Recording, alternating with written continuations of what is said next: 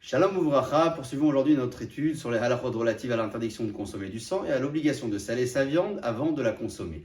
Précédemment, nous évoquions le devoir de rincer la viande avant de la saler et le devoir de la rincer après l'avoir salée. Cette salaison-là doit se faire obligatoirement dans les 3 jours qui suivent l'abattage de l'animal. Une personne qui a dépassé ce délai de 3 jours pourra uniquement la faire griller pour en extraire le sang et non pas la saler comme on le ferait pour d'autres morceaux, ni la faire cuire après l'avoir grillée.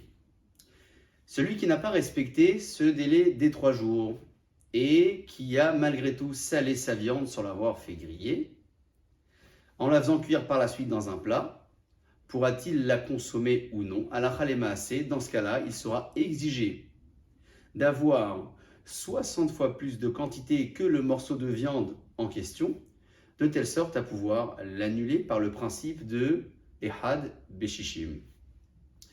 Lorsque la marmite contient 60 fois plus que le morceau en question qui a été salé à l'issue des 3 jours et cuit par la suite, le plat tout entier sera donc permis à la consommation.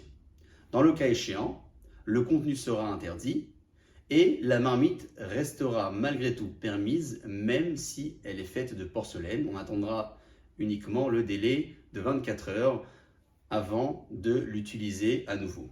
Celui qui doute avoir à présent respecté le délai de 3 jours maximum avant la salaison et qui a salé sa viande pourra la faire cuire d'après certains avis sans la faire griller obligatoirement.